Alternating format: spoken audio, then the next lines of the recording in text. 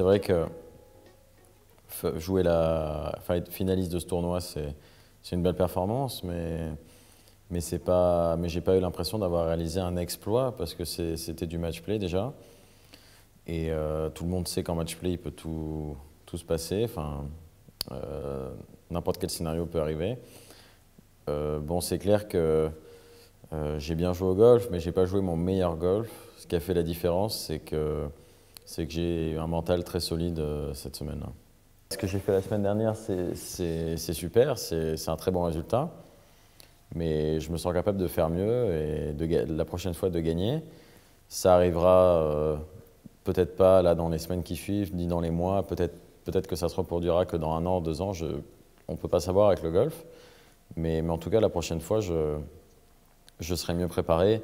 Et maintenant, je sais exactement ce qu'il faut que je peaufine dans mon jeu et à côté. Personnellement, je suis très déçu de ce qui s'est passé en finale. Je ne retiens pas le fait que j'ai fait une 2e place, que je suis 23e mondial, que je joue la Ryder Cup, tout ça. Ce que je retiens, c'est que physiquement, je n'étais pas à la hauteur et que j'ai fait trop de mauvais coups.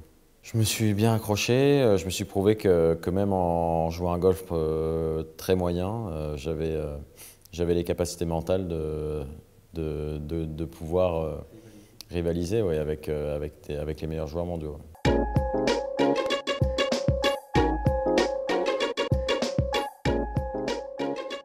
J'avais ma balle qui était vraiment mal placée et je savais qu'il n'y avait qu'une seule solution, c'est de la jouer très forte dans le rough.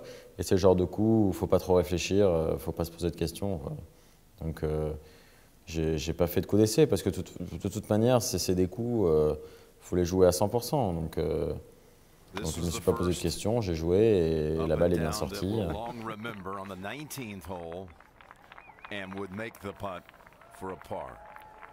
Et sur mon 2e chip, c'était la même chose. Moi, dans ma tête, je me disais, c'est possible que je sauve le par. Je me disais pas, merde, c'est foutu, le match est perdu. Je savais qu'il avait un peu de difficile, mon chip était très dur, mais je savais qu'en la mettant sur le green, j'avais toujours une chance de continuer le match. Voilà, la balle a pris un bon rebond, elle a fini près du drapeau, mais on va dire c'est 50-50, c'est 50% de chance et 50% de volonté mentale de vouloir sauver le trou. Ces 2 coups étaient extraordinaires, mais c'est pas forcément les coups que je vais plus retenir. Voilà, mon coup du 17 et mon putt, mon coup du 18. Je vais plus retenir ça que ces 2 coups.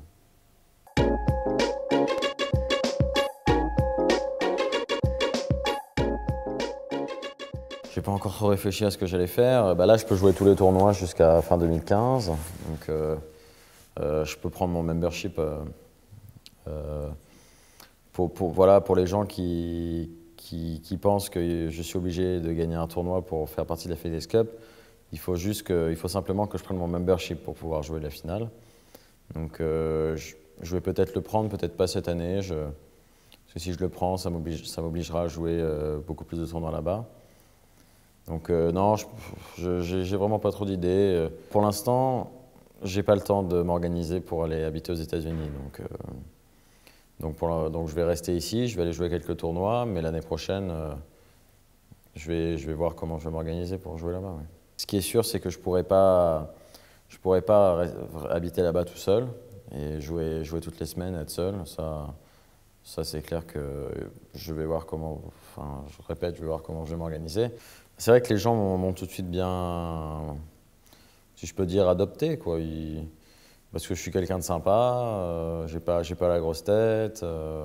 Voilà, c'est une autre mentalité. C'est clair qu'ils savent vraiment reconnaître les bons coups de golf.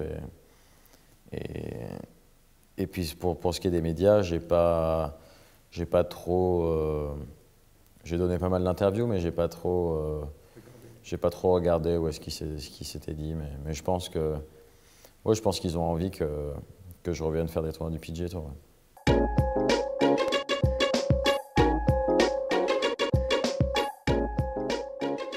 Ouais. Je pense que Romain, Alexander, je pense qu'ils ont autant, voire plus de capacité que moi à performer sur n'importe quel parcours. Je veux dire, c'est des joueurs, on a joué au même niveau, je dirais de 16 ans à là, jusqu'à l'année dernière. Et, sauf que ce qui a fait la différence, c'est ma victoire en Turquie. Mais pour moi, c'est des joueurs qui ont largement les capacités de faire ce que j'ai fait. Et après, il faut, je dirais pas pas un déclencheur, mais je sais pas, je sais pas exactement ce qui se passe dans leur tête quand ils jouent, hein. C'est des amis très proches, mais pour moi, c'est les deux joueurs, sans aucun doute, qui feront aussi bien, voire beaucoup mieux, enfin, dans les années à venir. Après, le golf, c'est une carrière qui est très longue, hein. Moi, j'en suis qu'à ma 3e année, eux aussi.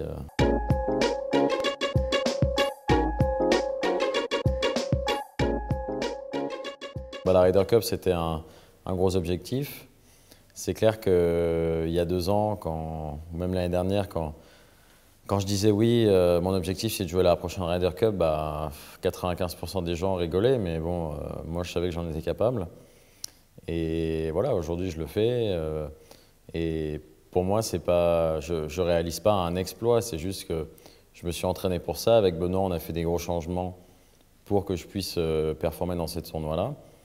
Et ensuite, j'ai réussi à élever mon niveau de jeu maintenant. J'aurais pu réussir à l'élever que dans 6 mois, dans 1 an, 2 ans. Et c'est une formule qui est très différente du stroke play, où on peut se permettre quand même de rater un peu plus de coups. Mais bon, dans les moments importants, il faut être là et c'est ce que j'ai réussi à faire.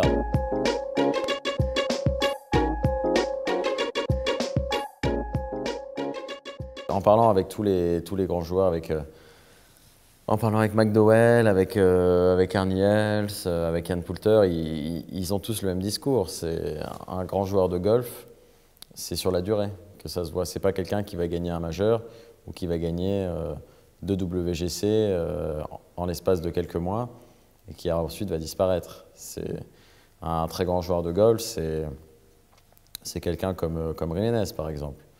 Jiménez, ça fait 20 ans qu'il est dans les 50 premiers mondiaux, il n'a pas bougé. Et il a toujours sa victoire chaque année. Il a eu ses grandes années, mais il est toujours là. McDowell est très sympa. Il est venu me voir dans les vestiaires après. Il m'a dit que les 2 chips que j'avais fait sur la fin, à la télé on ne se rend pas compte, mais c'était des chips qui étaient vraiment très compliqués. Et que les faire à ce moment-là, c'était quand même... qu'il y avait peu de joueurs qui pouvaient à ce moment-là sortir 2 chips comme ça, notamment celui du 17 où j'étais vraiment très très mal placé. Et ça, c'était pas un coup de chance, c'était l'entraînement. J'avais passé toute la semaine à faire que les chips comme ça et j'étais préparé à ça. Et sous pression à ce moment-là, c'est vrai que voilà, il m'a dit que j'avais vraiment un mental très bon pour le match play.